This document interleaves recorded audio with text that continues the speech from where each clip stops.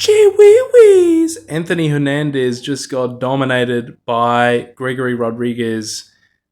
Domination is probably not the right word. It was a relatively back and forth affair. Both men had their moments, but Anthony Hernandez, mate, what the fuck you doing?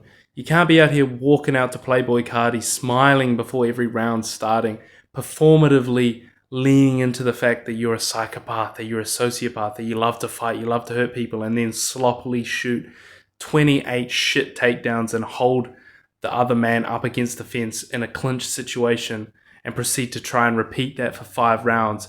It was an unsuccessful formula that he tried to implement against Rodrigues. And Rodrigues, don't get me wrong, Rodrigues is shit as well. He's fucking jacked, looks like the big 6'3" version of Barack Obama, but his cardio was abysmal. And for a guy who looks the way he does, I mean, no glaze, no diddy. He looks like the Brazilian Greek god out there. But for a guy who's built like Dwayne The Rock Johnson, he is not containing of power whatsoever. There's no power behind his punches. I mean, we know Hernandez has a good chin. He's Mexican. Those guys are known for having solid chins. But the shots that he was clipping him with, Rodrigues that is, should have put him down and should have put him away. The leg kicks were working extremely well for him. There were multiple instances throughout that fight, namely in the second round, where Rodrigues would destroy the leg of Hernandez and Hernandez would start doing the chicken dance.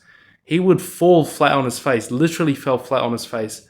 His footwork was non-existent and Rodrigues could not finish the fight. You know, Hernandez got a couple good moments. He had a couple takedowns. He did land a couple of them, but they were towards the end of the round, and so he couldn't really do anything with them. He had one submission attempt which looked decent, but again, he couldn't finish it. And Hernandez is one of the most overrated fighters in the middleweight division. I'm sorry, I'm just keeping it real. I know he's a fan favorite for whatever reason. He goes out there and he puts his heart on the line and he puts his body on the line, but realistically, he's not a great fighter. He got fraud checked badly by Sean Strickland. If you get knocked out by Sean Strickland, you know you're shit. Because Sean Strickland has no power. Sean Strickland fucked him up with a knee to the body. He's been weak to the body. Hernandez was trying to target that. He couldn't quite get it. But overall, he did better in the striking against Hernandez. And that was enough to get the decision victory. Fluffy's game confuses me because it's reliant upon him shooting these takedowns and trying to get them. But for a guy who does not contain that much strength and power, I don't know why he keeps trying to implement this against bigger and stronger guys. You know, he would have been better off if he tried to stay standing and just tried to be faster and quicker and check some leg kicks, but he wasn't able to do that.